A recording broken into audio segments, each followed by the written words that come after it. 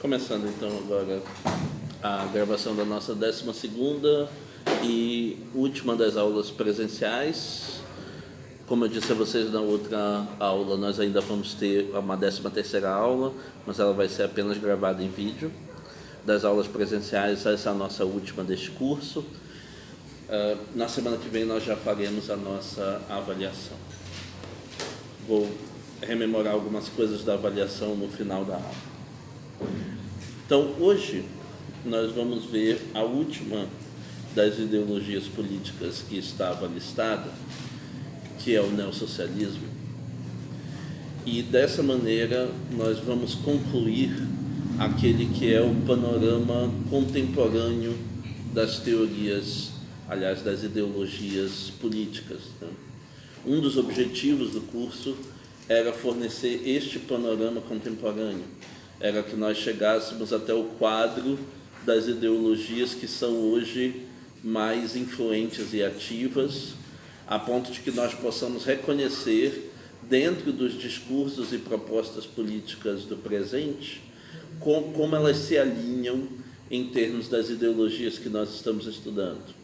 Então, nós vamos ter ao final da aula também um quadro comparativo entre as ideologias, para que fique mais claro algumas das diferenças que precisam ficar marcadas entre elas, e também uma tentativa de associação com o cenário partidário brasileiro.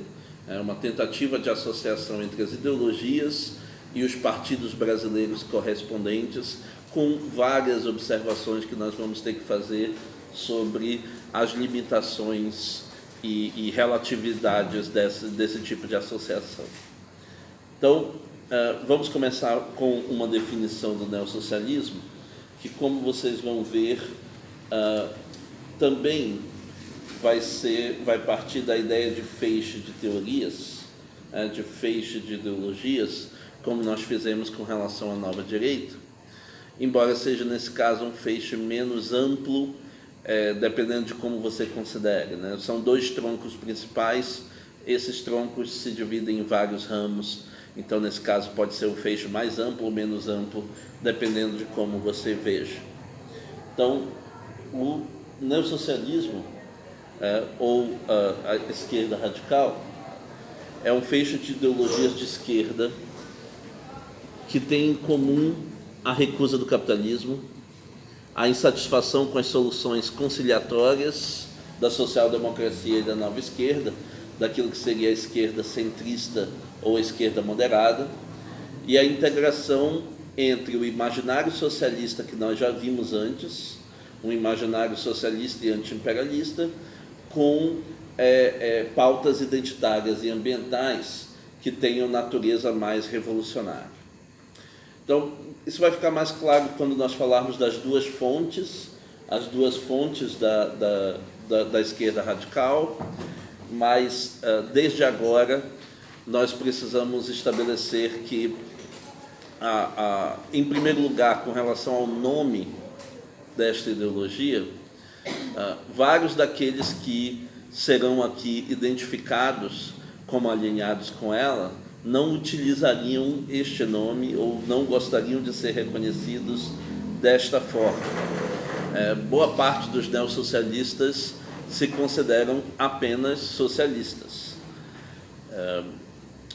o que em parte é verdade, dado que eles não abandonaram os princípios de crítica anticapitalista daquele que era o marxismo ortodoxo ou do marxismo reformado, mas em parte não é verdade, porque existe uma série de novas questões e uma série de novas pautas contemporâneas para as quais o socialismo clássico não tem uma resposta e para as quais os partidos e movimentos socialistas atuais precisam ter uma.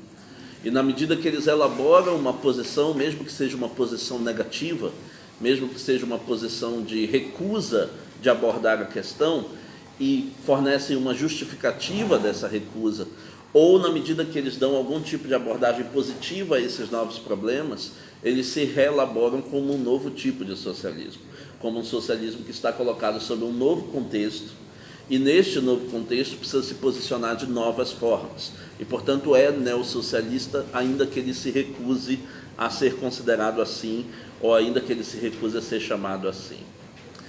Também, boa parte do movimento identitário, do movimento ambiental, de raiz mais radical e revolucionária, não utilizaria para si mesmo o nome neossocialismo, concordaria talvez com a ideia de ser caracterizado como esquerda radical, mas não utilizaria o neossocialismo, porque o socialismo não é para eles a teoria central de partida. A teoria central de partida é alguma teoria anti-opressista, seja anti-opressista feminista, seja anti-opressista racial, etc.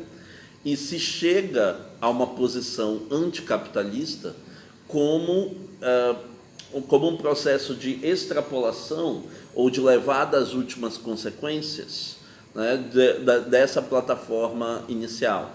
Então, vários dos que aqui estão caracterizados como neossocialistas não gostariam de receber exatamente esse nome, e, no entanto, se eles fossem caracterizados de outra maneira, se eu caracterizasse, digamos, feministas radicais apenas como feministas radicais dentro deste quadro, você não conseguiria fazer uma comparação com as outras ideologias, porque o feminismo não é uma teoria política que atravesse todas as pautas das outras ideologias políticas.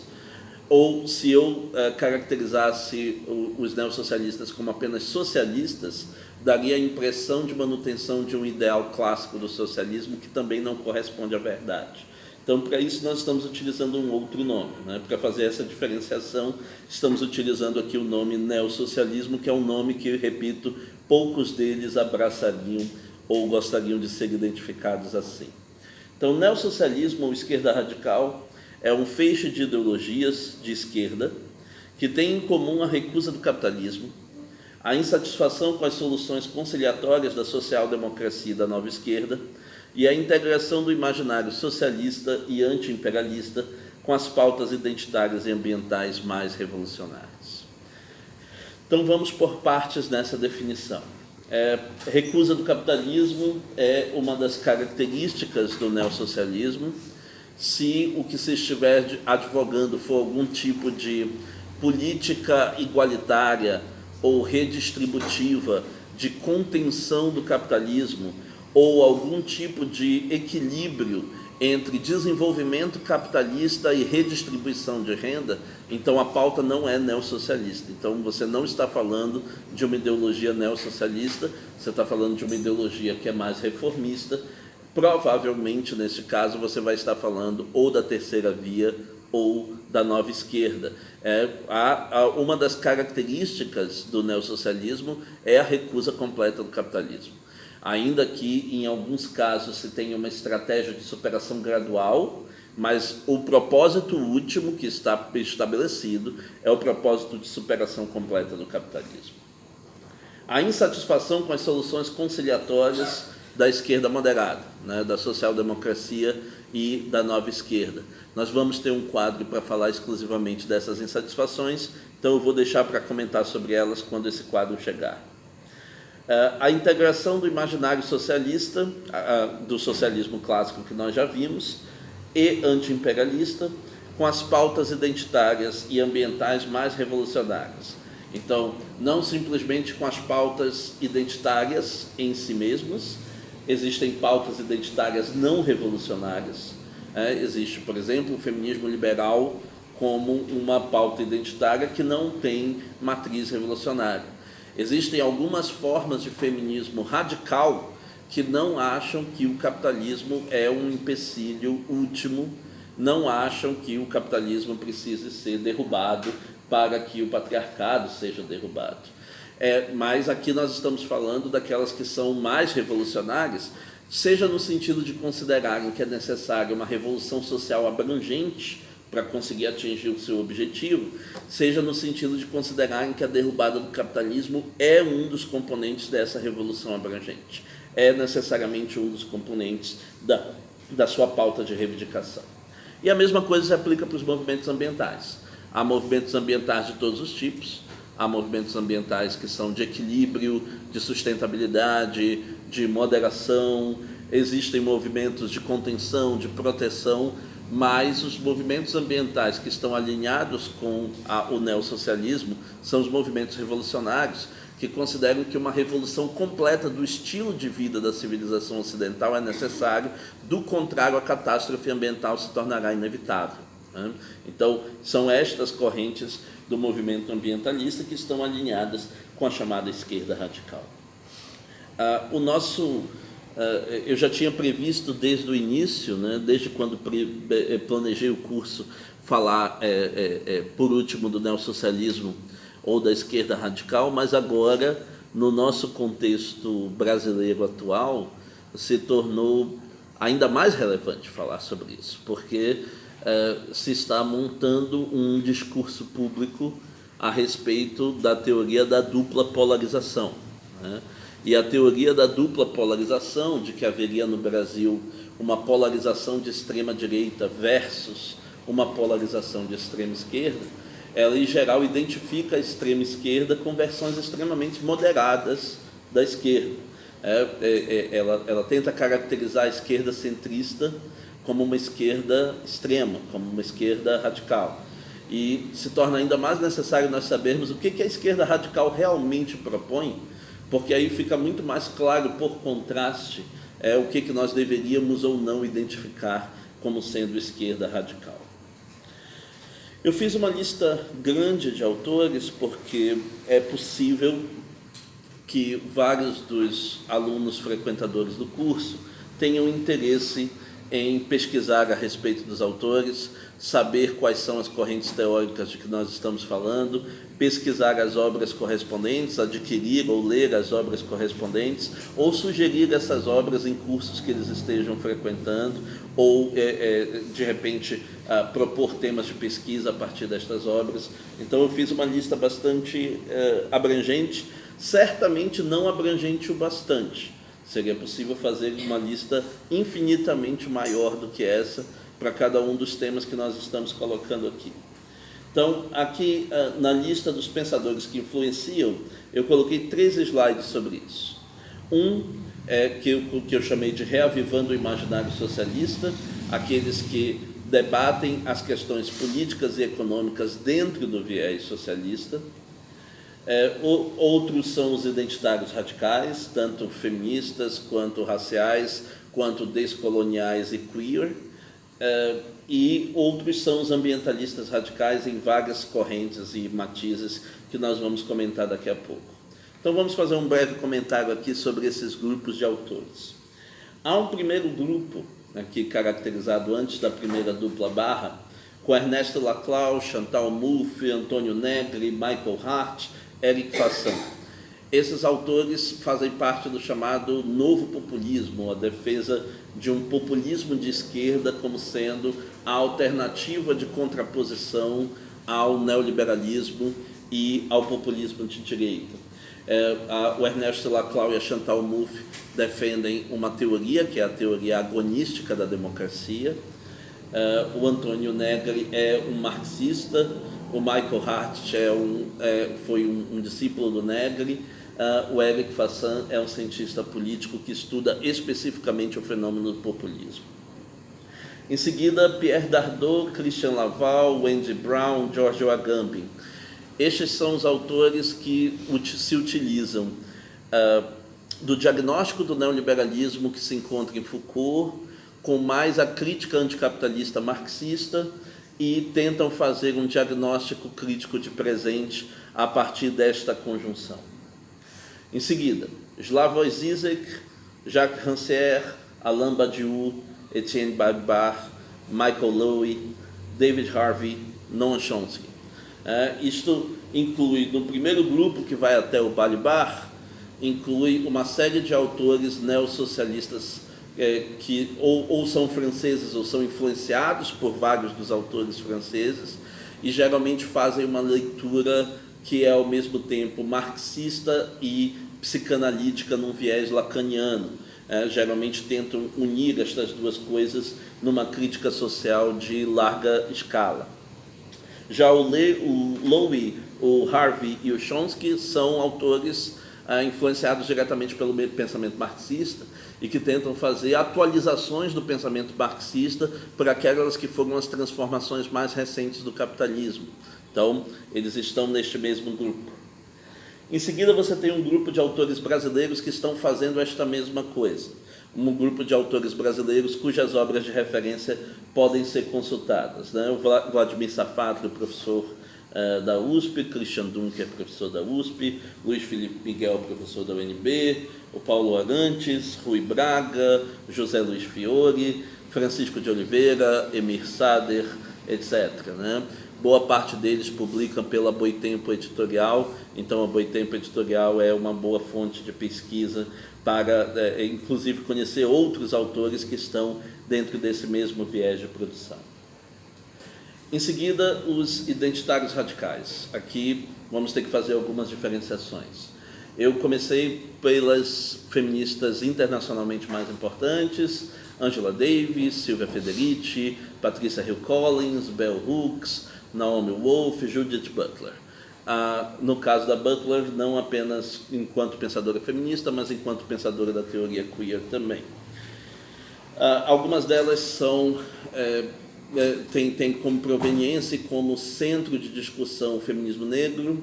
É o caso da Angela Davis, é o caso da Collins, é o caso da Hooks, e estão cada vez mais migrando para um debate sobre interseccionalidade e sobre a relação entre feminismo negro e anticapitalismo.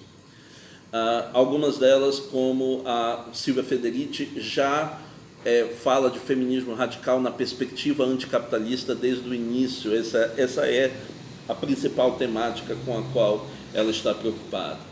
A Naomi Wolf é uma autora que tem um livro recentemente publicado, O Mito da Beleza, que tenta mostrar como as questões sobre beleza feminina têm sido utilizadas como mecanismo de dominação, não apenas de gênero, mas também de classe, e como se tornou um último bastião de vários dos ideais conservadores que não podem mais ser defendidos a respeito da inferiorização das mulheres. Então, é um livro extremamente interessante para ser consultado.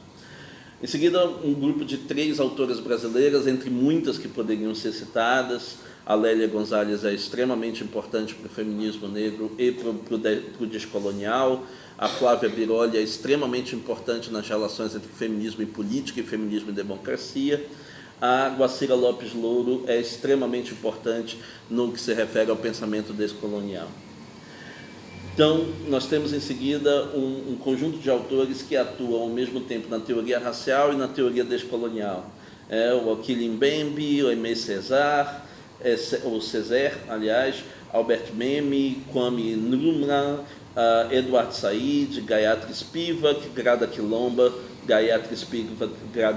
numa ligação entre feminismo, descolonialismo e várias interseccionalidades. E, em seguida, um conjunto de autores brasileiros que são da teoria antirracista, mas também falam sobre descolonialismo. Silvia Almeida, Adilson Moreira, no caso, no direito, inclusive, Sueli Carneiro, a Jamila Ribeiro, a Juliana Borges, outra que se dedica a temas do direito, Carla Cotirene, a Joyce Bert, o Rodney William, todos eles autores bastante conhecidos, mas a lista poderia ser infinitamente maior de autores tratando sobre esse assunto, com obras que precisam necessariamente serem consultadas. Agora nós temos aqui os ambientalistas radicais divididos em vários grupos. Eu comecei por aqueles que são caracterizados como parte do chamado ambientalismo profundo ou ecologia profunda, que são os primeiros que tentaram elaborar uma crítica mais radical da civilização como um todo, com base na ideia da crítica ambiental. E aí você tem o Capra, o Guattari, a Haraway e o Leonardo Boff, representante brasileiro. Os 3 que vêm em seguida fazem parte de um campo chamado anarco-ambientalismo ou anarco-primitivismo, aqueles que defendem uma redução e por assim dizer, uma superação de várias das condições da vida moderna, com uma retração para um ideal de simplicidade de vida muito grande, a ponto de você encontrar um ajuste de sobrevivência natural, um ajuste com a ecologia natural. Em seguida, você tem um conjunto de autores que falam dos direitos dos animais e que não falam dentro de uma perspectiva exclusivamente liberal, mas de uma perspectiva que é muito mais radical em termos de civilização, que vai desde o Peter Singer, o mais conhecido de todos eles, Tom Regan, James Rachel, Stephen Wise, Gary Francione, Julian Franklin. Em seguida, o que se tem é um conjunto de autoras do chamado ecofeminismo.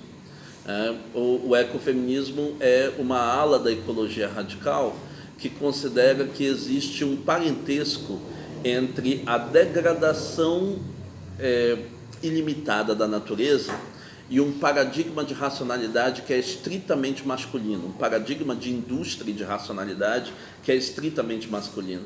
E que, portanto, uma vez que você faça uma revisão do conceito de razão e de civilização, se livrando daquela que é a sua origem, a sua semente patriarcal, aí sim você teria a possibilidade de fazer uma integração entre pensamento feminista no terreno político-social e pensamento ecológico no terreno ambiental. Então, esses autores também são extremamente interessantes. Aqui tem a Salé, a Gart, a Adams, a Merchant, a Spretnak e a Plumwood. E duas autoras brasileiras que vão nesta direção também. São duas autoras, ambas em departamentos da Federal de Santa Catarina, da UFSC, a professora Sônia Felipe, do Departamento de Filosofia, e a professora Paula Brigger, no Departamento de Ecologia Ambiental. Então, aqui você tem um conjunto de pensadores bastante grande, dos quais alunos que estejam interessados podem dar uma olhada depois, ver quais são os livros desses autores que estão disponíveis, os artigos que falam sobre eles e entender melhor o que cada uma dessas teorias propõe, porque o número de teorias seria grande demais para nós explicarmos uma por uma aqui. Tudo que nós podemos fazer em termos de contribuição é o fornecimento dessa lista. Então, agora voltando para a nossa caracterização do neossocialismo, vamos falar das duas fontes principais de onde vem o neossocialismo. Você pode estar chegando ao neossocialismo de duas formas. A primeira forma é porque você era um socialista. Era um socialista e permaneceu sendo, apesar de todas as críticas e revisões que foram propostas à teoria marxista e aos ideais socialistas e comunistas, você considera que ainda é a teoria política que faz a melhor crítica do presente, que tem o melhor ideal normativo ou o melhor potencial utópico de transformação. Então, neste caso, você tem uma das fontes, é a primeira que está colocada aqui. Os movimentos socialistas e comunistas que não transitaram para a social-democracia nem para a nova esquerda e permaneceram fiéis ao marxismo. Essa é uma das fontes de onde chega o neossocialista. A outra fonte, que não é tão fácil de integrar com a primeira, é quem chega ao neossocialismo por uma outra via. Não chega a partir do marxismo, chega a partir dos movimentos identitários e ambientais radicais e acaba levando à conclusão de que algum tipo de crítica anticapitalista ou algum tipo de superação do capitalismo é necessário para a realização radical daquela pauta que se estava defendendo.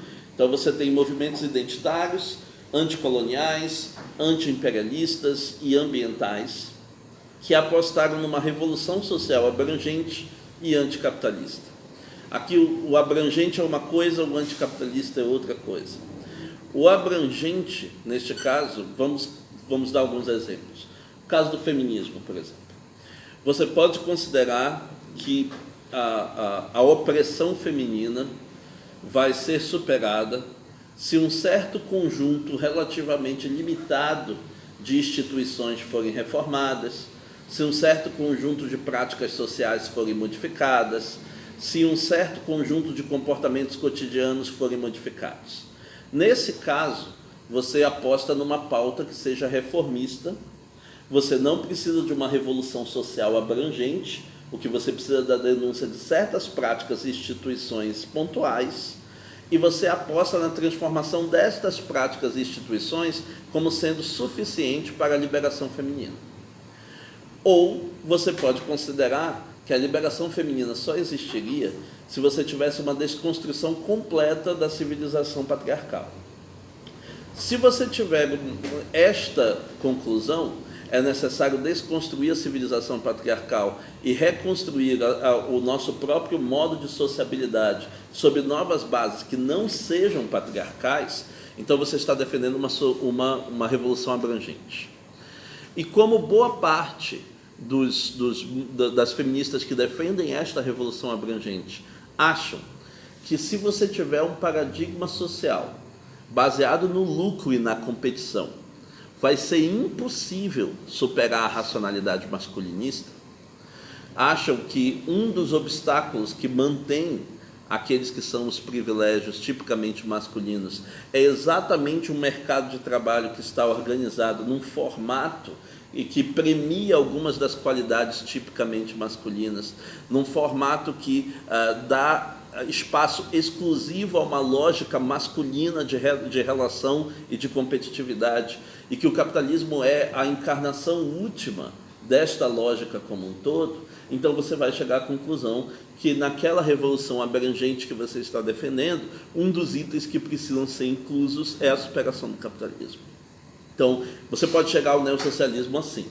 Você pode chegar ao neossocialismo a partir da radicalização de uma outra agenda que você tinha, de uma agenda que originalmente não é anticapitalista, mas que chega à conclusão de que uma revolução social abrangente é necessária e que um dos itens dessa revolução social abrangente é a superação do capitalismo. Então, essa é a outra possibilidade. E essas duas fontes não são simples de serem ajustadas entre si.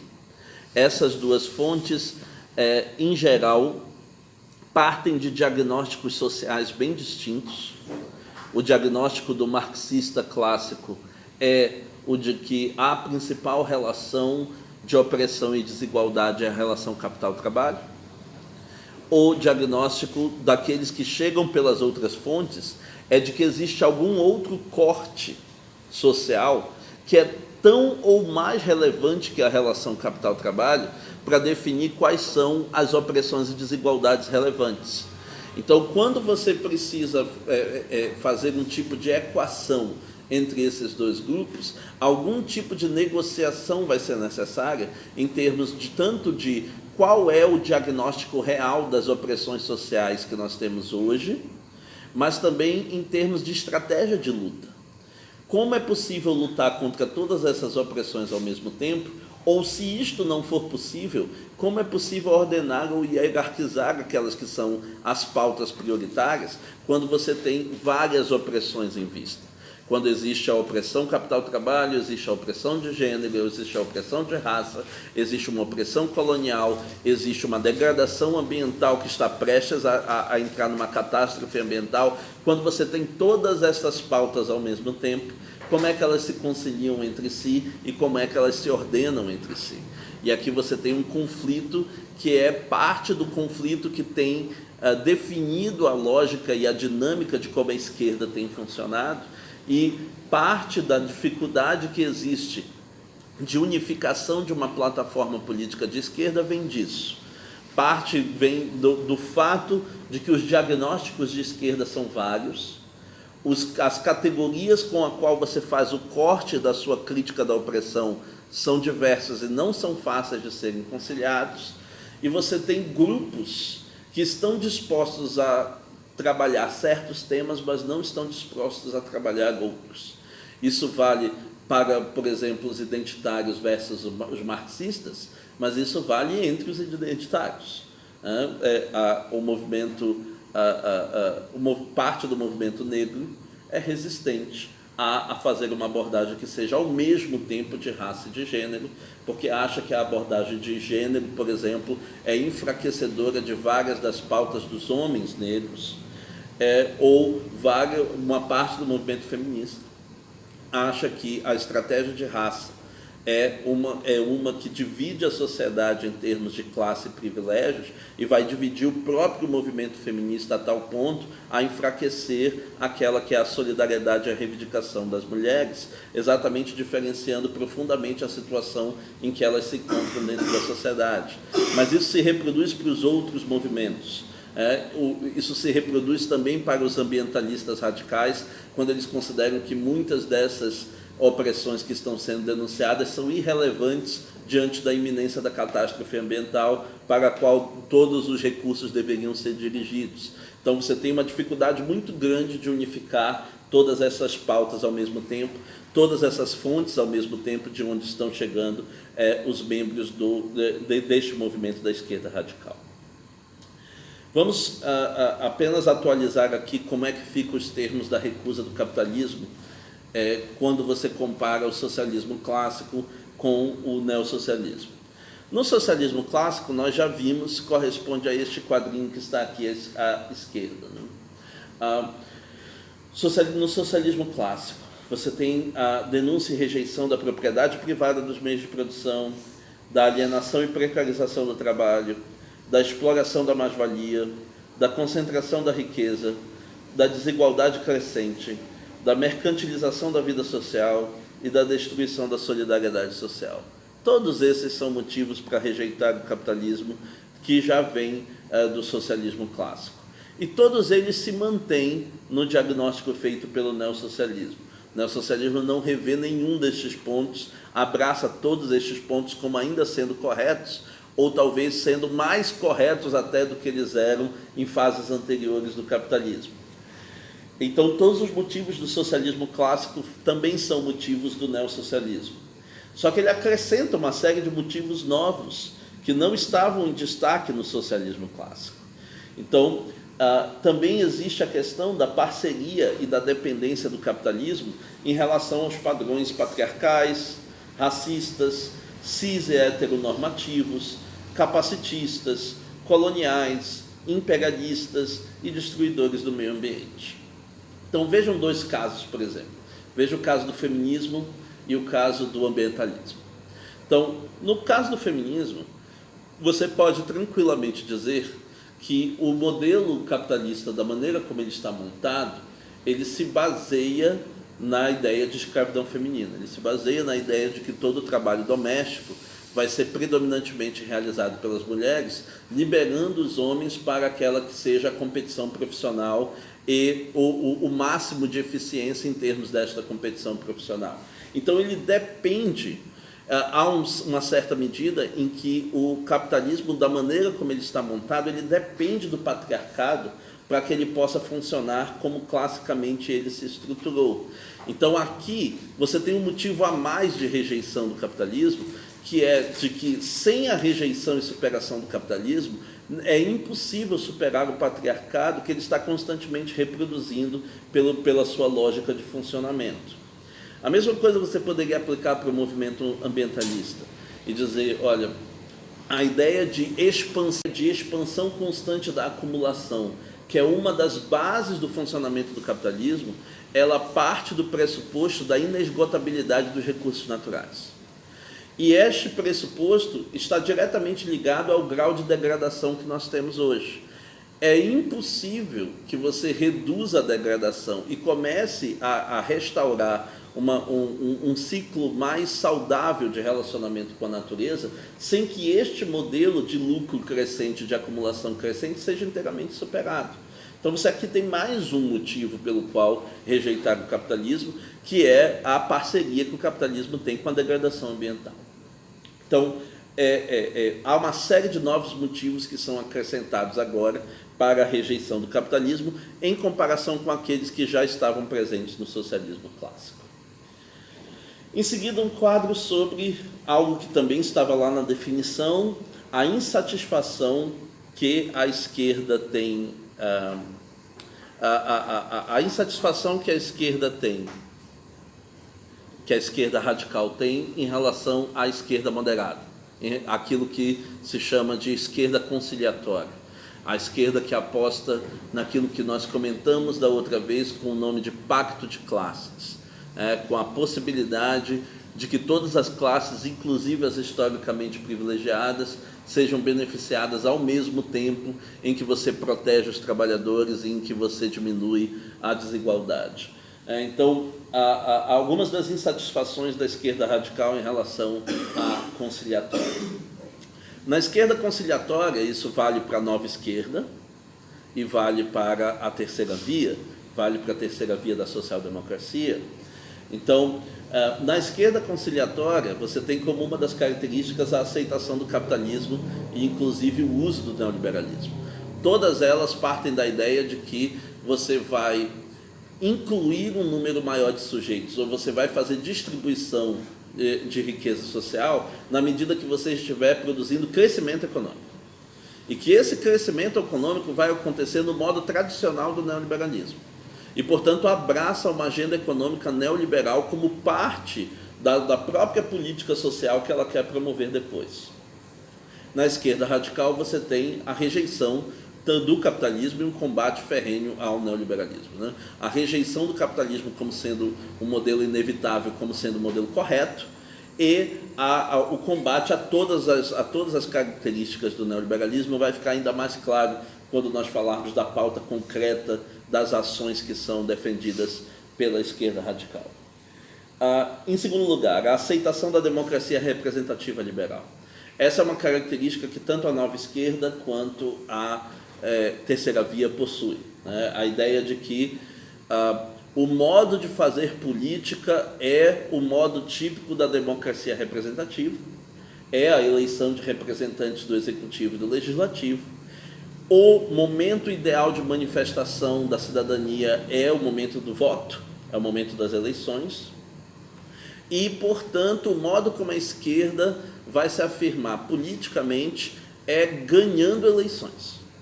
O que ela precisa fazer é eleger representantes no executivo e no legislativo, porque este é o mecanismo pelo qual se tornará possível a afirmação de uma política de esquerda.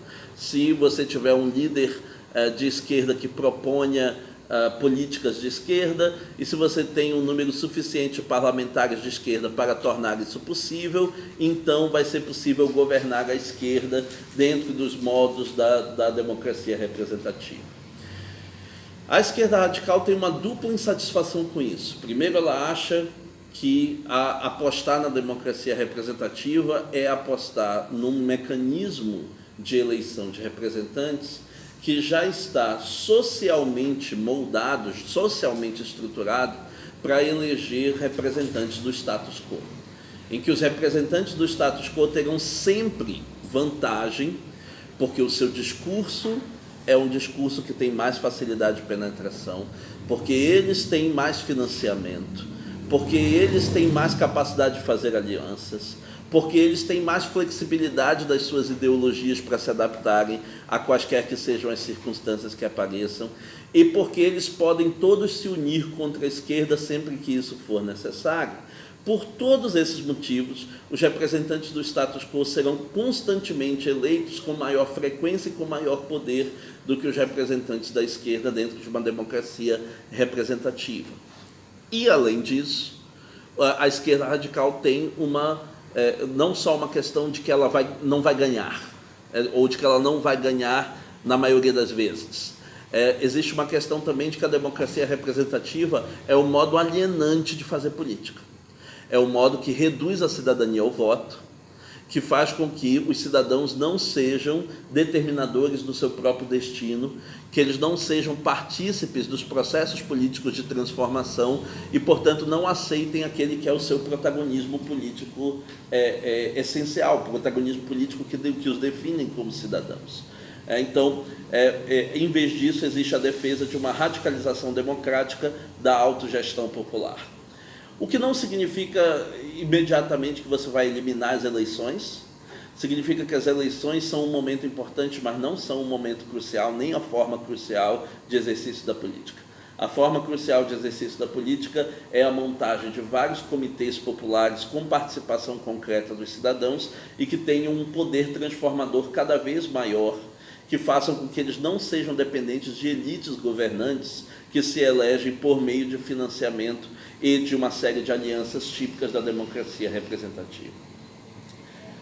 Digo. O que eles abordam em relação à cultura de se importar com a política?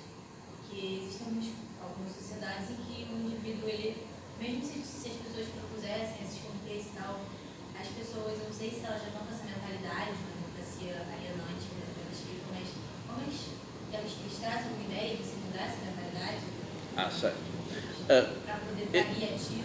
Eles acham que existe, que aqueles que defendem a democracia representativa partem da ideia de que a apatia política é, em parte, a causa pela qual nós precisamos ter representação.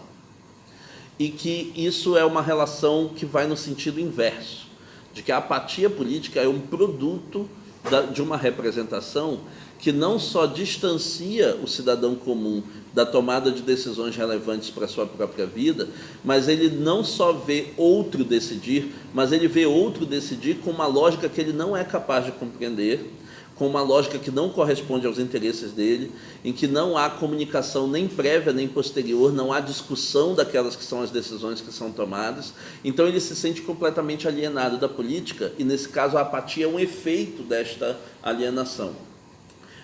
Aqueles que defendem os comitês populares de participação defendem que quanto mais as medidas que afetam o seu dia a dia vierem para comitês de decisão em que você possa sentir que você tem voz e em que você faz diferença, essa cultura de apatia vai ser superada com o passar do tempo, né?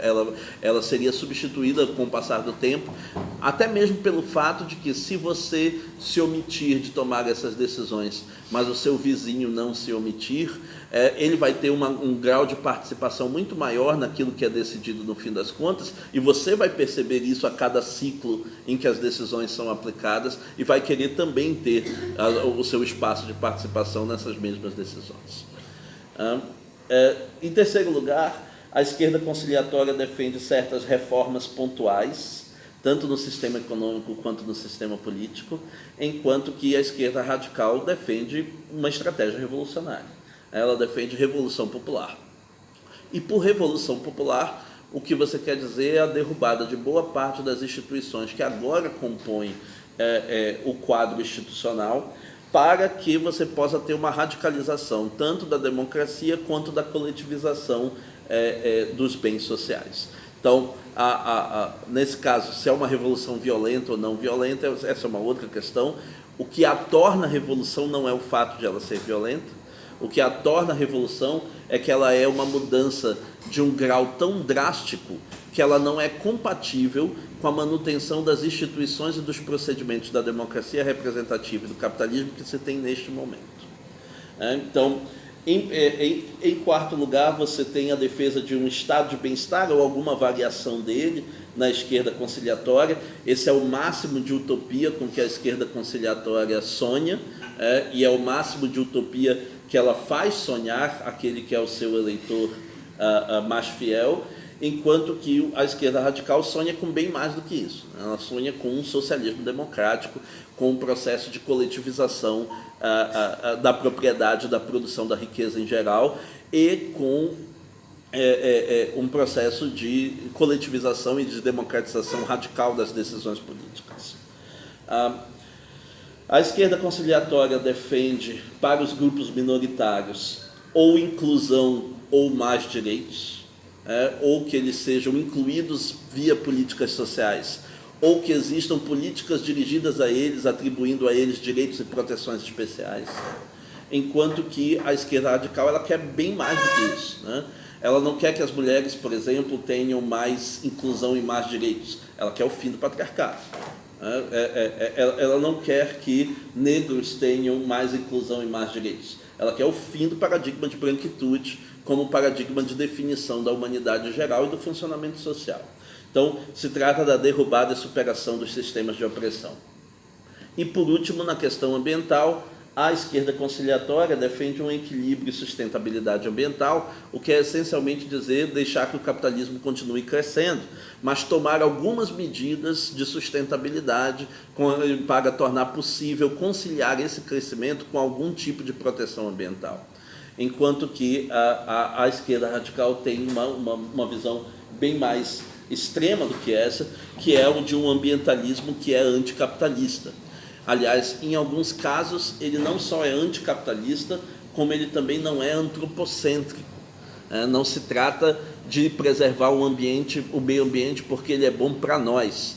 Se trata de preservar o meio ambiente porque os seres humanos não são os únicos habitantes da Terra, não são os únicos habitantes do mundo, e porque os outros habitantes merecem igual respeito e igual oportunidade de gozar daqueles que são dos recursos da Terra, de tal maneira que as intervenções humanas que são transformadoras ou predatórias são um modo de tratamento da humanidade como se ela fosse uma raça superior ou como se ela fosse a única proprietária do planeta com todos os recursos à sua disposição.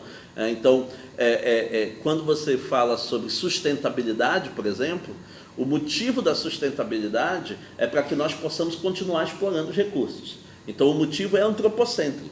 O motivo tem a ver com continuar dando recursos para nós, enquanto seres humanos. Quando se fala de proteção ambiental, o motivo da proteção ambiental é para que nós não comecemos a sentir efeitos drásticos, como o efeito estufa, como o aquecimento global, como os grandes alagamentos. E, portanto, se trata de proteger, em última instância, os seres humanos, e não de proteger o meio ambiente por nenhum valor intrínseco que o meio ambiente tenha, ou por nenhuma mudança da nossa estratégia civilizacional em termos de degradação ambiental. Enquanto que o ambientalismo radical é um ambientalismo que já tende para as suas faixas ecocêntricas, para colocar a natureza no centro e os seres humanos como apenas uma espécie que precisa se conciliar com as outras espécies no uso do mesmo planeta e dos mesmos recursos naturais. Então, tudo isso marca a diferença entre esquerda radical e esquerda conciliatória. Agora eu coloquei dois slides com pautas, com medidas concretas que você poderia esperar de um regime que fosse um regime de esquerda radical. Se um regime de esquerda radical chegasse ao poder e fosse, digamos, na democracia representativa e ele tivesse maioria do parlamento e ampla capacidade de transformação institucional, ou fosse pelo mecanismo revolucionário, em qualquer um dos dois casos, se um regime que fosse de esquerda radical chegasse ao poder, quais seriam as pautas que para ele seriam relevantes, prioritárias, as medidas que você poderia esperar de um regime deste tipo? Eu fiz essa lista a partir de iniciativas que ou já foram tentadas em regimes de esquerda ao redor do mundo, recentemente, não estou falando do socialismo soviético, estou falando de regimes de esquerda recentemente ao redor do mundo, ou já foram propostas por esses regimes, como preocupações a serem levadas em conta. Então vamos lá. A primeira lista é o que seria feito nos países de centro, nos países que já têm uma condição de desenvolvimento industrial, eles já têm uma condição de desigualdade que não é extrema, eles já têm uma condição de relativa autossuficiência de produção e eles não são parasitados por outros países em termos do seu regime econômico. Então, nestes países, a pauta que você esperaria de uma esquerda radical seria semelhante a esta aqui. Primeiro, a organização de comitês populares de gestão da legislação e das políticas. Qualquer esquerda radical que não tenha esse item como primeiro item da sua pauta, ela está pretendendo se colocar no papel de ser uma esquerda burocratizada, de ser uma esquerda em que o partido faz a revolução por todo mundo, em que os cidadãos não estão recebendo o poder político de transformação. A primeira pauta dela precisa ser a organização de comitês populares de gestão e de política. Comitês populares que vão examinar e que vão gerir diretamente os processos de transformação social.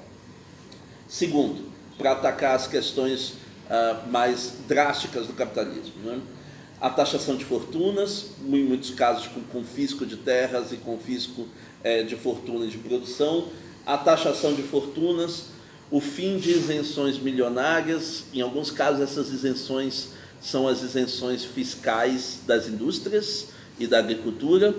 Em alguns casos são as isenções fiscais da religião.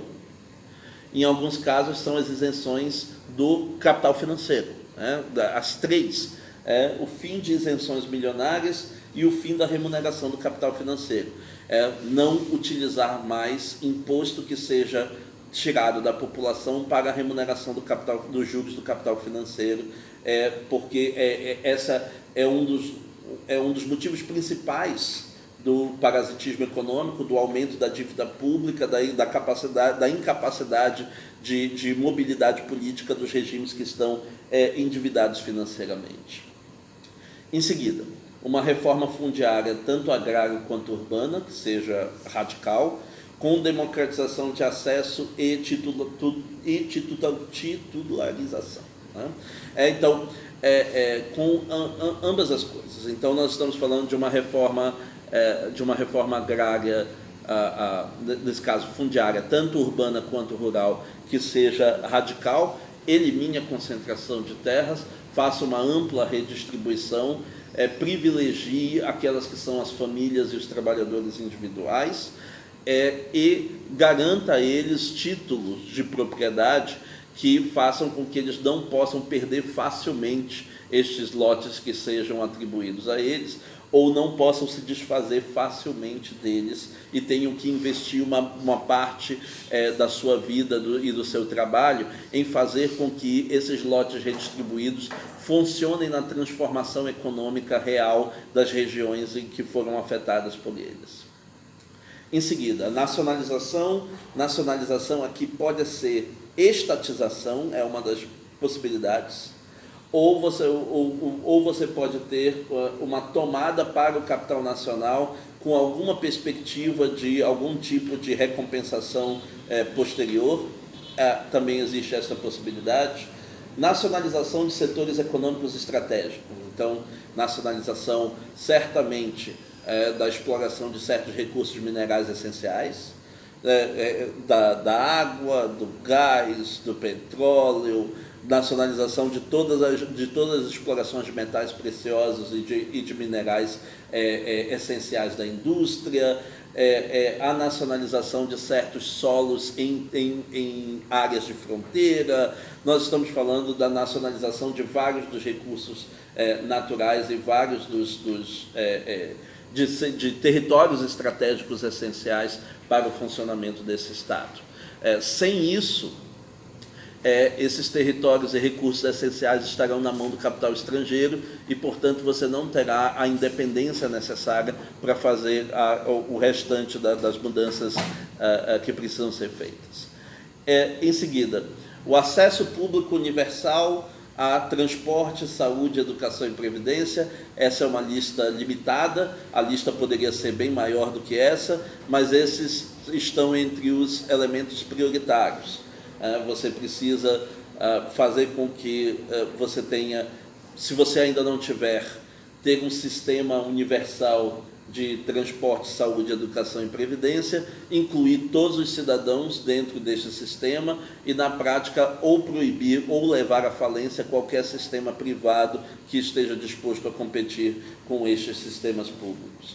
Em seguida, o investimento público em agricultura familiar e em geração de empregos, que é como você vai superar aquele que é o desemprego e as recessões típicas do estágio atual do neoliberalismo. O reconhecimento de crimes e injustiças históricas, aqui é um ponto essencial, né? Um ponto que, em geral, não está contemplado por nenhuma das outras ideologias.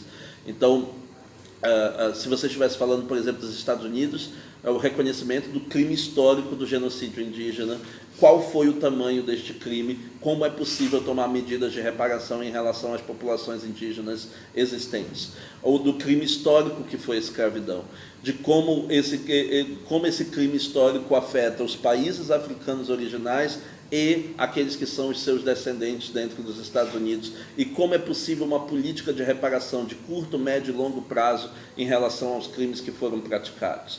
Então, é o reconhecimento de crimes e injustiças históricas e uma lista de providências para sua superação e reparação. E ainda nesta lista, uma política internacional de recuperação ambiental, porque não é possível fazer isso só no espaço doméstico.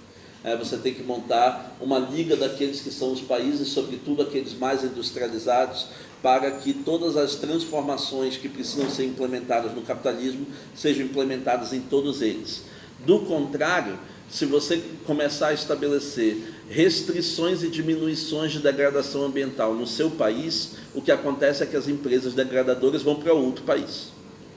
E para que você impeça que isso aconteça, você precisa de uma iniciativa internacional em rede que faça uma grande transformação em termos da nossa civilização industrial e que comece a tomar providências concretas para a recuperação do meio ambiente o mais rápido possível, em vista primeiro de evitar a catástrofe ambiental iminente e depois de tomar providências em termos de recuperação do que for possível. Agora, para os países periféricos. Boa parte das providências que estão para os países centrais também se aplicam aos periféricos, mas os países periféricos teriam uma lista muito maior de providências. Eles teriam que tomar outras providências que não fazem parte das preocupações mais imediatas dos países centrais. Então, quando nós começamos aqui com renegociação de dívidas, tratados e relações que os tornem subordinados. Então, isso significa o cancelamento de todos eles. Você cancela a dívida externa e a dívida interna bancária, você desfaz aqueles que foram os tratados internacionais desvantajosos para esses países e você desfaz todas as relações que estão estabelecendo um papel inferiorizado e subordinado desses países dentro da divisão internacional de trabalho. Se você não tiver isso, se você tiver que cumprir com todos estes compromissos assumidos anteriormente, vai ser impossível sair de uma condição de subordinação. Todas essas relações anteriores garantem que você vai se manter numa situação de subordinação. Lembrando que se você excepciona o caso de China e tigres asiáticos, que é um caso excepcional que tem que ser explicado passo por passo, mas se você tira este caso, nós não temos nenhum caso na história, nenhum, de um país que tenha sido periférico de terceiro mundo, explorado colonialmente e explorado comercialmente pelas grandes potências, que tenha saído desta condição. Não há nenhum. Que tenha cumprido todos os tratados internacionais e que, por fazer tudo certo, investir certo na indústria, investir certo na agricultura, saiu desta condição. Não há isto. A Divisão Internacional do Trabalho garante que aqueles que estejam embaixo se mantenham embaixo e reproduzam constantemente a sua situação de subordinação. Em segundo lugar, a nacionalização dos seus territórios e recursos naturais estratégicos, porque boa parte deles vai estar na mão do capital estrangeiro e vai estar na mão daqueles que os querem manter subordinados. Então isso significa que todas as indústrias estrangeiras instaladas em território nacional passam a ser indústrias nacionais. Todos os bancos estrangeiros passam a ser bancos nacionais, todas as mineradoras passam a ser mineradoras nacionais e assim sucessivamente. Você tem a nacionalização de bancos, indústrias e mineradoras, que foi o que eu acabei de dizer. Logo em seguida, você tem uma reforma da estrutura e composição das Forças Armadas. Por quê? Porque, em geral, as Forças Armadas nos países periféricos são forças conservadoras. Elas, em geral, estão ligadas a determinadas elites de classe média ou elites associadas com o capital estrangeiro. E, na maioria das vezes, é por isso que se torna mais fácil que regimes socialistas que sejam altamente transformadores sejam derrubados por meio de golpes militares internos dentro do seu próprio território. Então, para impedir que isso aconteça, o que você precisa é de uma reforma da estrutura das Forças Armadas, e essa reforma precisa substituir as Forças Armadas institucionalizadas com a militaridade de carreira por um conjunto de Forças Armadas populares, que sejam cada vez mais treinadas e cada vez mais equipadas em termos de armas e recursos, para que elas sejam capazes de fazer duas coisas: sejam capazes de fazer a defesa interna e externa do território nacional e sejam capazes de se contrapor a forças militares ou paramilitares tradicionais que queiram eliminar este governo socialista. Em seguida, medidas de defesa contra golpes internos e externos. Essas medidas podem ser as mais diversas, dependem de quais são as forças golpistas que estão em jogo em cada território. Então, por exemplo, no exemplo recente da Bolívia, duas dessas forças golpistas perigosíssimas eram as milícias civis e o movimento neopentecostal, na medida que se tornava paramilitar. Então, essas duas forças teriam que ser neutralizadas imediatamente. Então, o que significa a prisão de todos os seus líderes, o que significa um desmonte daquela que é a sua lógica de funcionamento, a proibição da continuidade desse funcionamento nos termos em que ele tem funcionado até então. A democratização dos meios de comunicação e imprensa, muito semelhante ao caso das Forças Armadas.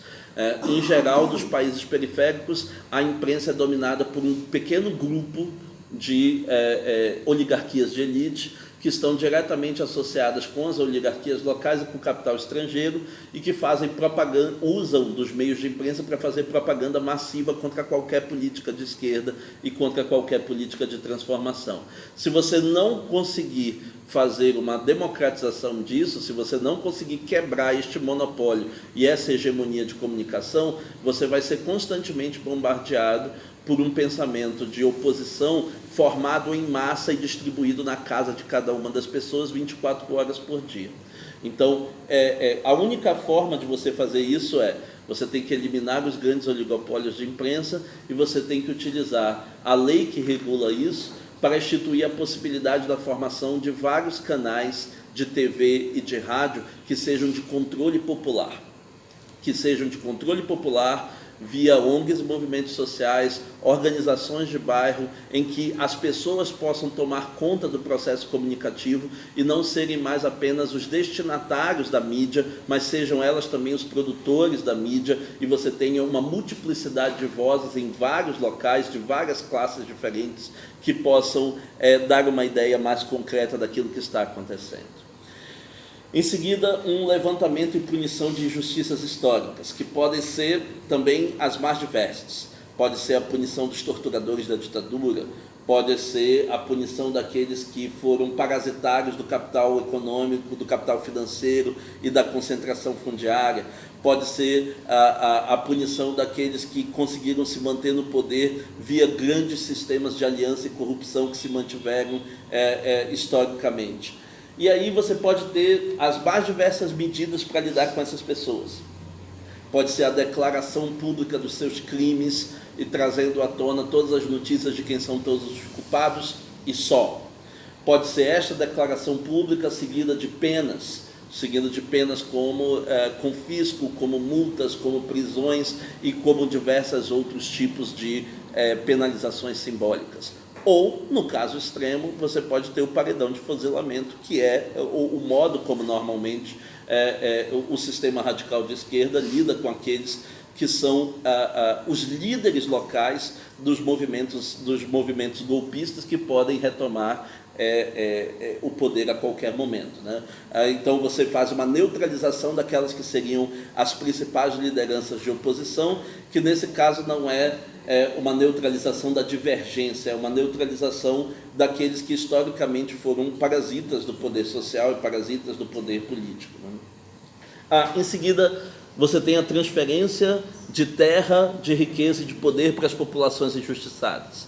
Então você precisa transferir terra, riqueza e poder para as populações nativas que sofreram genocídio, para aquelas populações que foram escravizadas, para as faixas da população que foram historicamente discriminadas e excluídas de acesso a todos estes bens. Se você não fizer isso e os bens continuarem concentrados naquelas que foram as classes que sempre tiveram acesso a estes bens, então o golpe é uma questão de tempo, a retomada do status quo anterior é uma questão de tempo.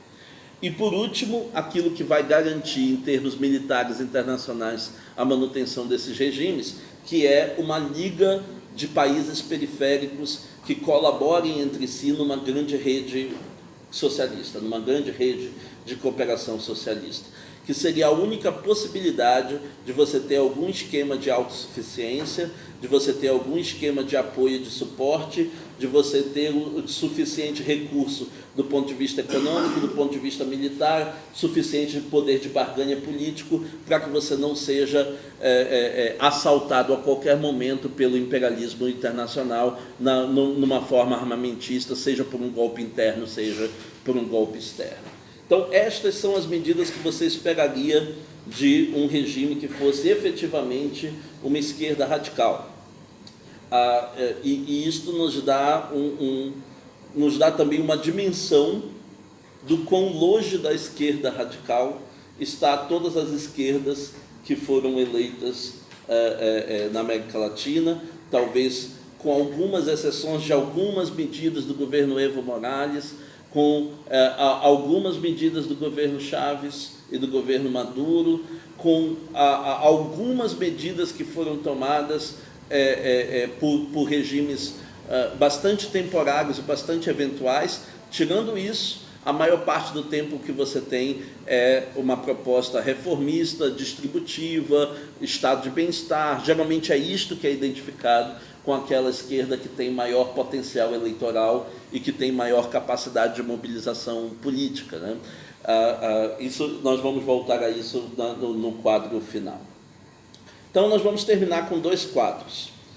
Um quadro comparativo entre as ideologias que nós examinamos até então e um quadro de relacionamento entre essas ideologias e algumas das siglas partidárias que nós temos no Brasil.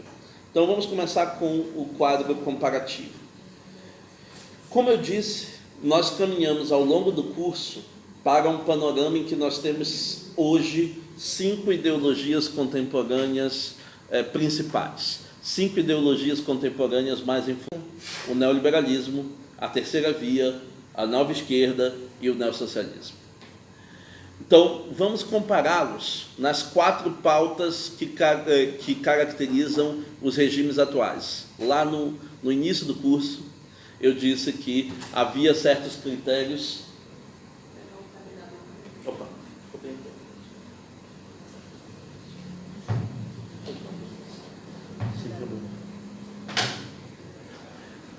então, vejam só. Lá no início do curso, eu disse que nós precisávamos de certos critérios mais sofisticados para distinguir entre as posições de esquerda e direita do que aqueles que tradicionalmente haviam sido utilizados. E eu propus que você comparasse pelo menos 8 preocupações diferentes que se agregam em 4 pautas principais, que é a pauta econômica, a pauta social, a pauta identitária e a pauta ambiental. Nós vamos fazer uma comparação das 5 ideologias do presente em termos dessas 4 pautas principais. Então vamos lá, a pauta econômica, né? O que você pretende fazer em relação ao mercado, em relação à industrialização, em relação à agricultura, em relação à mineração, em relação aos regimes de importação e exportação? Como é que você pretende lidar com o crescimento econômico de mercado? 4 delas são neoliberais. 4 delas aderem ao modelo do crescimento capitalista tradicional nos moldes do capitalismo atual e, portanto, nos moldes do capitalismo, que é financeiro e neoliberal. 4 delas adotam esta medida. Isso vale para a nova direita, porque a maioria das pautas que são de fato importantes para a nova direita são pautas sociais e culturais, não são as pautas econômicas. Então ela adota como sua teoria econômica o neoliberalismo, ou por falta de uma teoria econômica, ou porque, no caso do neoconservadorismo, você reinterpretou o capitalismo como tendo a ver com a formação de virtudes competitivas nos indivíduos, como sendo essencial para a formação humana em geral, e, portanto, ou você adota por falta de uma pauta econômica, ou você adota porque é o modelo moral em que você acredita, né, no caso da nova direita. O neoliberalismo tem, na reprodução do modelo neoliberal, a sua pauta principal. A terceira via e a nova esquerda também adotam o modelo neoliberal, só que elas adotam o modelo neoliberal como sendo um crescimento que visa financiar aquelas que são as políticas sociais que eles querem promover. Então, o modelo da terceira via é o modelo mais desenvolvimentista industrial. Quando você vê o modo como candidatos como a Marina Silva, como Ciro Gomes falam a respeito de como é que vai ser a retomada do crescimento econômico, você nota este modelo. Você nota um modelo que é predominantemente desenvolvimentista, nacionalista e industrial. Você vai retomar a produção industrial e o empreendedorismo de larga escala, para assim que você poder gerar mais empregos e reaquecer a economia em geral. Enquanto que na nova esquerda o paradigma é outro. Se imagina que você vai retomar o crescimento com um modelo que é o modelo redistributivo, que tem a ver com a sua política social.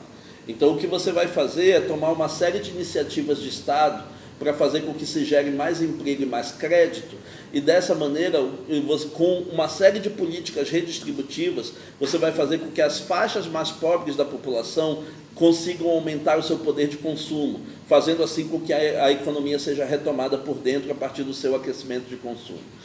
Normalmente é este o modelo que a nova esquerda propõe, quando você vê a descrição do que o PT propõe, por exemplo, do que o PSOL propõe, por exemplo, você vê um modelo que está mais próximo disso. Então o neoliberalismo deles é uma espécie de neoliberalismo instrumental para tornar possível a realização das políticas sociais correspondentes. E o neossocialismo é o único que é anticapitalista. É o único que é anticapitalista, que se compromete com o combate a todas as medidas neoliberais e se compromete com o ideal de superação final do capitalismo e de substituição dele por um modelo coletivista. Quanto à pauta social, agora nós estamos falando de, como é que você vai lidar com a parte desavantajada do capitalismo? Como é que você vai lidar com os trabalhadores? Como é que você vai lidar com as faixas mais pobres? Como é que você vai lidar com os desempregados? Como é que você vai lidar com os excluídos desse sistema competitivo? Essa é a sua pauta social. A nova direita e o neoliberalismo adotam um esquema que é o esquema de não ter pauta social, de entregar a pauta social ao mercado. E, portanto, o mecanismo que eles imaginam para lidar com a pauta social é o mecanismo da competição e da meritocracia. É o mecanismo de fazer com que os indivíduos tenham que reagir àquela que seja a condição em que eles se encontram, para, mediante o seu próprio empreendedorismo, mediante a sua própria qualificação competitiva, conseguirem aproveitar das oportunidades que o mercado vai criar. É claro que eles imaginam que uma economia neoliberal é uma economia livre dos entraves do estado de bem-estar e do estado intervencionista e, portanto, é uma economia que vai crescer num nível muito maior. Se ela vai crescer num nível muito maior, as oportunidades de empreendimento e de emprego vão ser muito maiores. Consequentemente, só resta a essas faixas desavantajadas assumir essas vagas que vão estar abertas agora, assumir estas vagas que vão estar abertas e, a partir do seu próprio esforço, do seu próprio mérito, se elevarem a uma condição de estabilidade, de autossuficiência dentro do próprio capitalismo.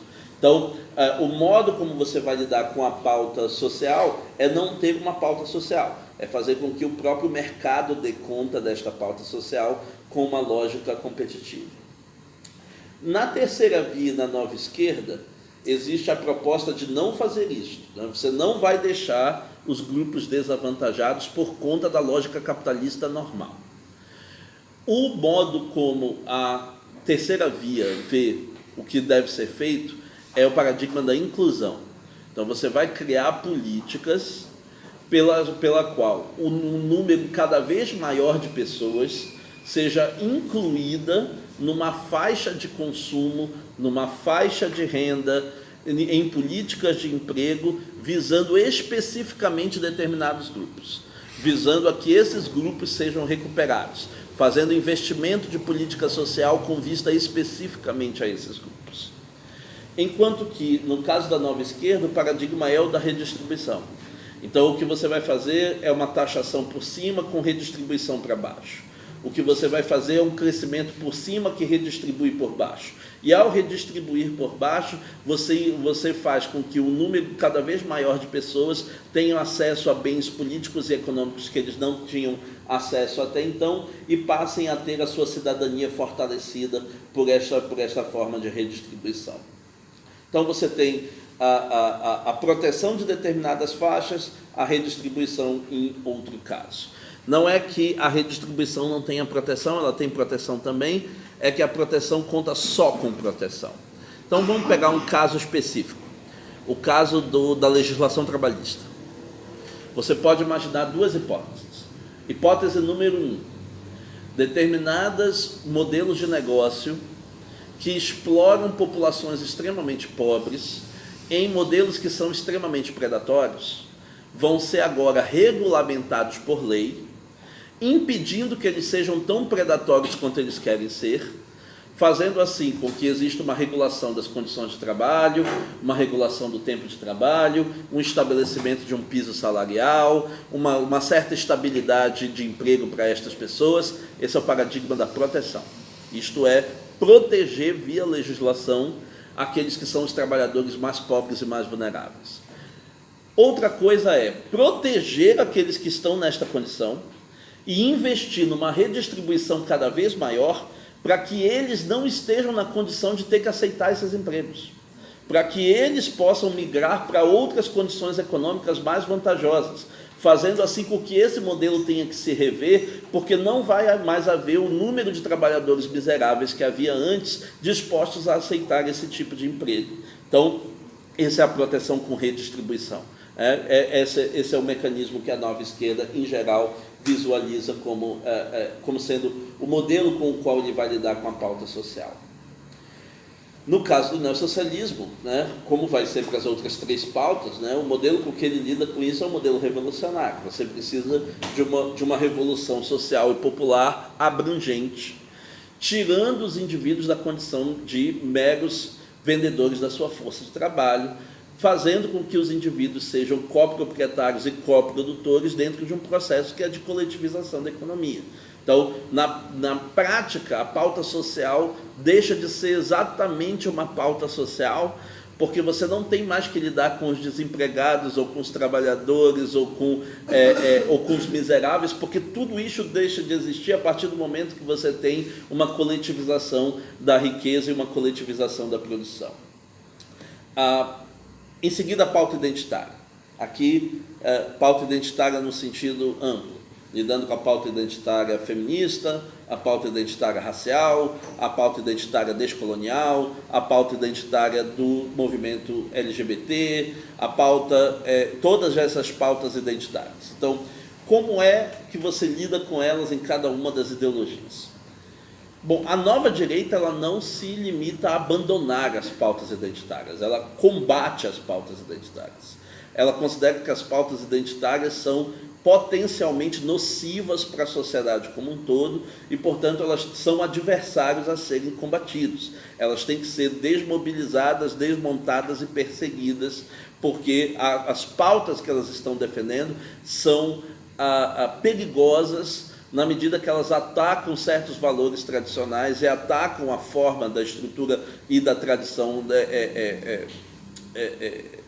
ou a cristã ou a capitalista como um todo, de funcionamento da sociedade. Então, a estratégia da nova direita em relação à pauta identitária é o combate a estes movimentos. Em relação ao neoliberalismo, é a indiferença em relação a esses movimentos. Eles não consideram que estes movimentos são importantes. Se você perguntar àquele que é um típico representante neoliberal o que ele acha do feminismo, ele vai dizer que é importante que as mulheres tenham igual acesso a todas as oportunidades e a todos os direitos.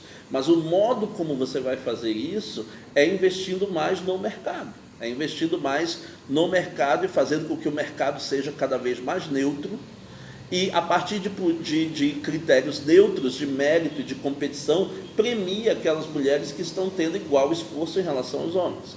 Então, se trata de não ter uma pauta identitária própria e deixar isso por conta do mercado. No caso da terceira via, se trata daquela estratégia de inclusão que eu já disse. se trata de fazer políticas sociais e incluir um número cada vez maior de mulheres, um número cada vez maior de negros, um número cada vez maior de pessoas com deficiência, e assim sucessivamente.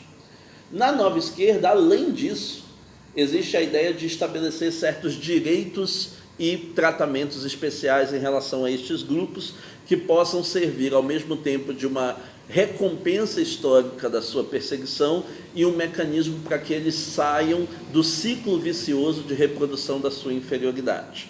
Então, digamos, o aumento do número de vagas de universidade, a tal ponto que o número maior de negros seja contemplado, é uma política de inclusão. Ações afirmativas com vagas reservadas é uma política de proteção de um grupo específico. A ideia do estabelecimento de reservas indígenas que não podem ser invadidas e que só podem ser utilizadas e governadas segundo a lógica da cultura local, da etnia que se coloca ali, é uma estratégia de proteção, não é uma estratégia de inclusão. É uma estratégia de proteção de uma forma cultural específica, com vista a tornar impossível que ela seja atacada por fora por uma lógica que é distinta da dela. E no neossocialismo, como nos outros 3 itens, como eu já disse, se trata de uma revolução. Você precisa fazer uma revolução social abrangente que elimine o patriarcado em todas as suas manifestações, que elimine a negritude, a branquitude em todas as suas manifestações, que elimine um paradigma heteronormativo em todas as suas manifestações. Isso não vai ser feito de uma vez, isso vai ser feito por camadas, por ondas e camadas, mas essas ondas e camadas têm que ser uma programação com vista à eliminação total desses sistemas de opressão.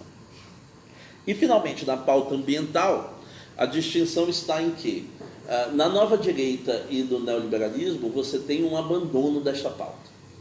Você tem, com uma certa diferença, de que a nova direita geralmente caracteriza essa pauta como sendo uma falsa pauta, como não sendo um assunto relevante e como sendo uma forma de sabotamento da lógica capitalista, enquanto que o neoliberalismo e os partidos e movimentos neoliberais em geral dizem que isso é relevante, mas não pode atravancar o desenvolvimento.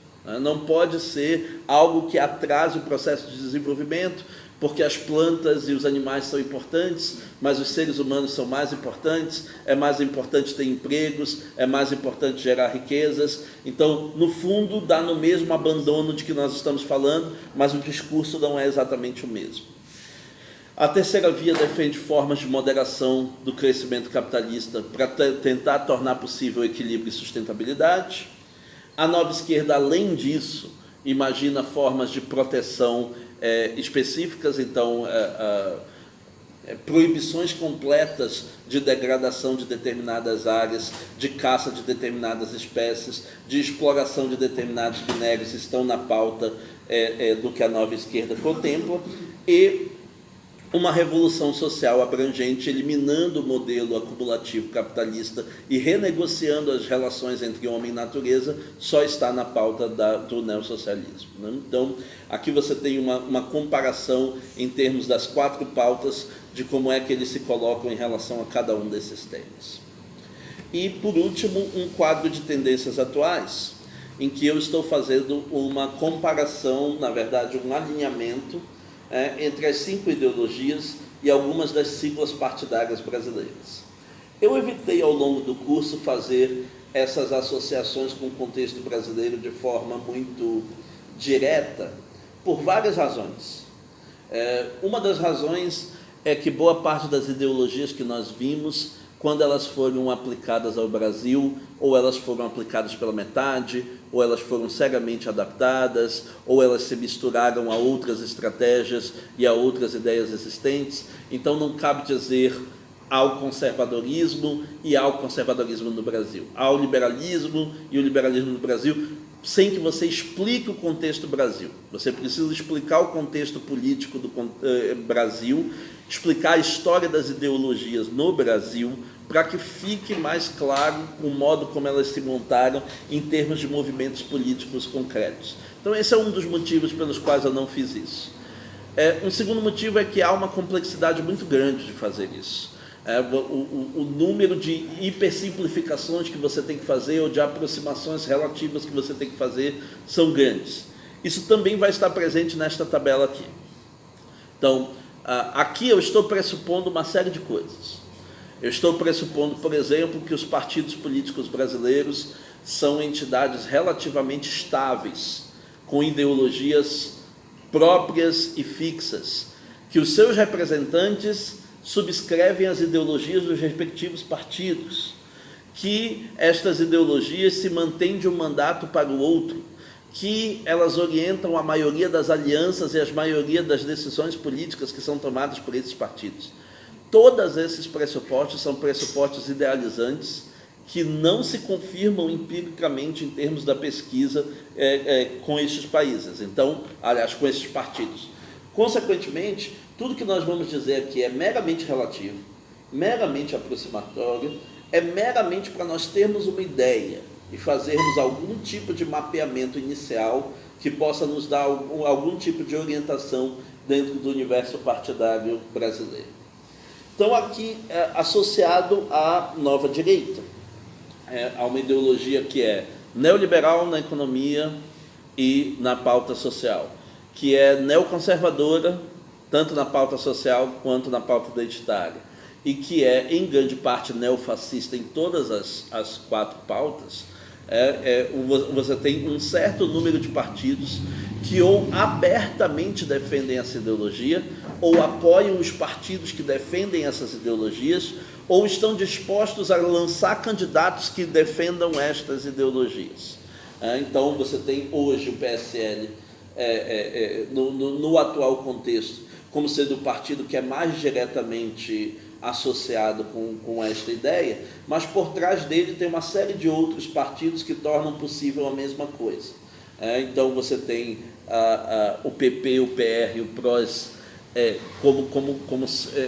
estando diretamente ligados a isso. Então, nós estamos falando aqui do Partido da República, nós estamos falando dos progressistas.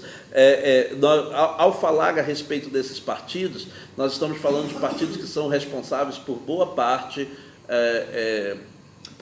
da bancada evangélica, são responsáveis por boa parte da bancada da bala, são responsáveis por boa parte da bancada ruralista, são responsáveis por boa parte daqueles que são os apoios essenciais do PSL para a formação de maioria para aquelas que são as suas políticas do populismo de direita ou mesmo de neofascismo em vários dos assuntos que interessam mais diretamente a ela. E o partido que o presidente está tentando fundar, a Aliança pelo Brasil, talvez venha a representar até mais diretamente todos estes ideais e se torne a representação por excelência, um partido que já teve a festa de lançamento que teve, com a placa que teve, com os símbolos que assumiu, com todos os discursos que foram feitos, e que quer assumir o número 38 como sendo o seu número eleitoral, invocando diretamente uma arma, invocando diretamente o imaginário armamentista, representa mais diretamente ainda alguns dos setores neofascistas e necropolíticos que estão presentes na nova direita. No neoliberalismo, você tem aqueles partidos que, aquele discurso midiático que eu estava falando antes, aquele que está tentando vender a narrativa de que há uma bipolarização e que é necessário você ir com o centro, esses partidos estão tentando ser vendidos como os de centro, mas eles são partidos abertamente neoliberais, com um formato tecnocrata, como no caso do PSDB, ou com um formato diretamente parasitário e oportunista, como no caso do MDB. Então, aqui estão o DEM, aqui está o PSDB, aqui está o MDB, aqui está o PSD, aqui está o PR, aqui está o Novo. Todos esses partidos representam abertamente uma ideologia neoliberal, com preocupações sociais que são, na maioria das vezes, ou vagas ou apenas de fachada, preocupações ambientais que são ou vagas ou apenas de fachada, e com preocupações predominantemente econômicas ou oportunistas de manutenção do poder. Em terceiro lugar, você tem a terceira via.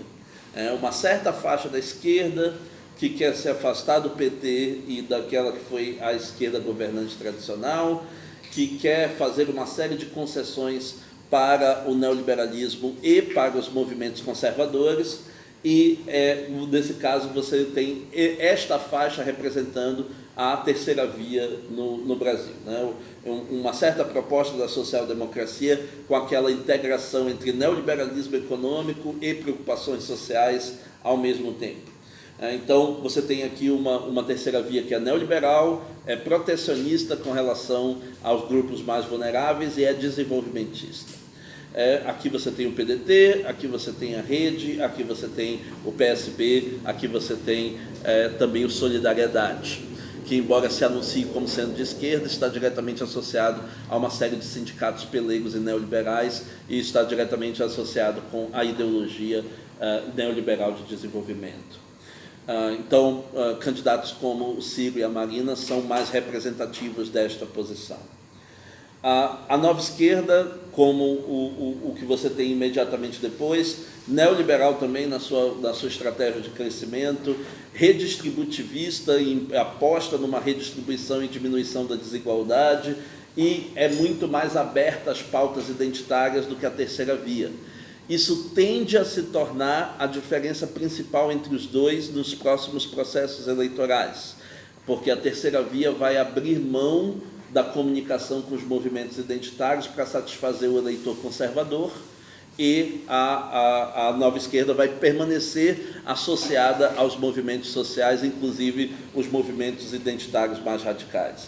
Então, o PT, o PSOL e o PV, principalmente o PV depois que a Rede se separou dele, o PV estava indo para o caminho da terceira via, mas principalmente o PV depois dessa separação, estes três representam esta faixa da nova esquerda, e boa parte do que nós vimos sobre a ideologia da nova esquerda vai ser reproduzido no discurso destes candidatos. E aí você tem o neossocialismo como a esquerda radical, anticapitalista, antiimperialista, revolucionária.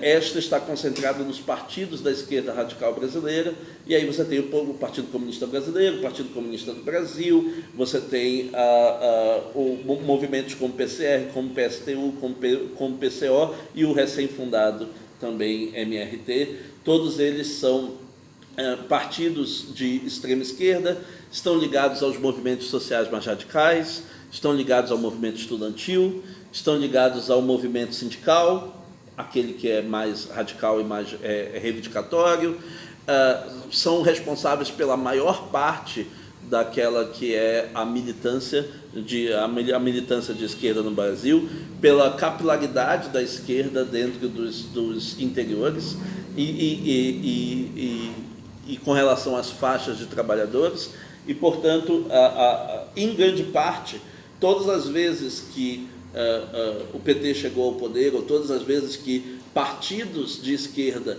que representam a nova esquerda chegaram no poder na América Latina, foi com uma grande aliança dos partidos de esquerda. Essa grande aliança é necessária porque sem essa aliança você não tem base de mobilização, e a base de mobilização é aquilo que vai compensar todo o financiamento e todo o investimento de imprensa que vai ser feito do outro lado. Então você só tem a possibilidade real de uma vitória eleitoral a partir do momento que você tem este tipo de alinhamento entre essas faixas da esquerda. Em geral, esse alinhamento é em favor da nova esquerda, porque a nova esquerda é a face eleitoralmente mais promissora, né? É a face que tem mais capacidade de mobilização eleitoral. E o que é tanto bom quanto ruim. Por um lado, ela tem mais capacidade de mobilização eleitoral, então isso significa que existe uma faixa da esquerda que tem capacidade real de vencer eleições. Por outro lado, isso significa também que o preço para essa esquerda vencer eleições é que ela não vai desafiar o status quo.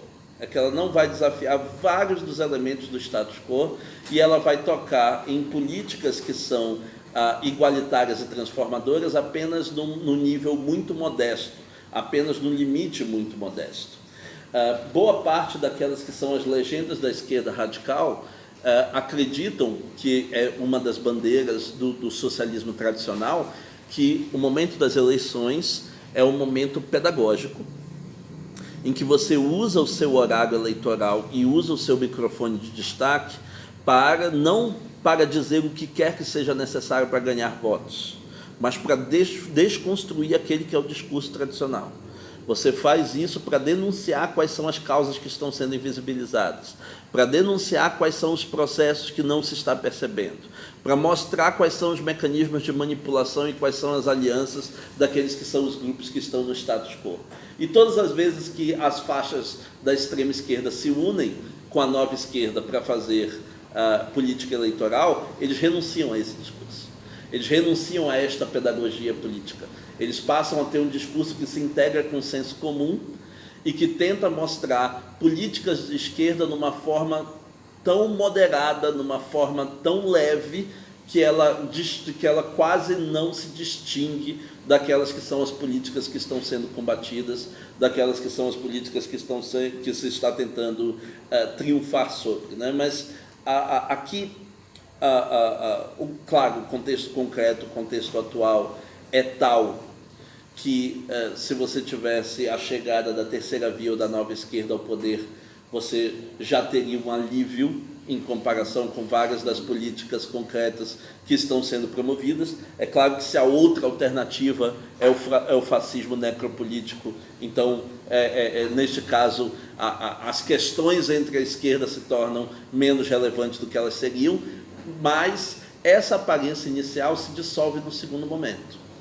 Ela se dissolve no segundo momento porque há todo um quadro político e econômico internacional que vai fazer com que o neoliberalismo se aprofunde em termos de precarização do trabalho e em termos de reprodução da miséria.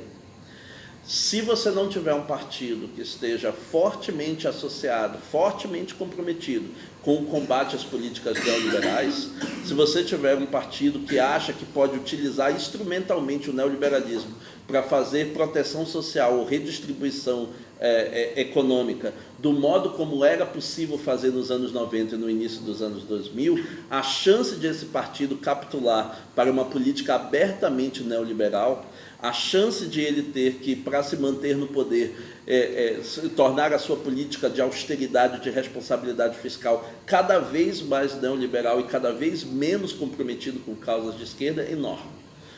Então, num primeiro momento é um alívio. Você não vai mais ter aquelas políticas que estavam destruindo todo o tecido social que tinha sido, e as instituições que tinham sido montadas até então. Num segundo momento, esse alívio pode não durar muito, porque aquilo que a necropolítica não destrói diretamente, o neoliberalismo destrói com o passar do tempo. E se você não tiver uma política de contenção, se você não tiver uma política de combate em relação àqueles que são os principais males do neoliberalismo, então a ganhar eleitoralmente pode adiantar pouco, pode significar simplesmente que o leme do neoliberalismo foi colocado na sua mão, mas você não decide qual é o rumo para o qual ele vai, e ele continua indo inevitavelmente para o abismo. É simplesmente que vai se cair no abismo com o leme na sua mão e não com o leme na mão do adversário. Então, daí porque a necessidade de levar em conta essas questões de divergência ideológica, mesmo quando um certo discurso a respeito da necessidade de unificação a qualquer preço começa a se tornar um discurso mais aceito e um discurso mais hegemônico dentro da própria esquerda. Então, com isso, nós encerramos a nossa aula de hoje. Também encerramos as aulas do curso que tratam das ideologias particulares. Está faltando uma última aula sobre os fenômenos políticos contemporâneos. Essa última aula vai ser dada apenas em vídeo. Vai ser gravada em vídeo, vai ser disponibilizada. Ela também não vai ser cobrada para fins de avaliação.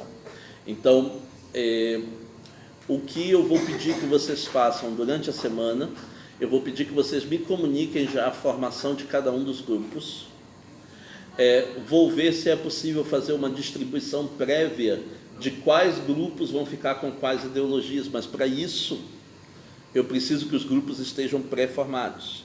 Se os grupos forem comunicados muito próximos da prova, tudo que eu vou poder fazer é fazer vários tipos e no dia ver com quem cai com o quê, certo?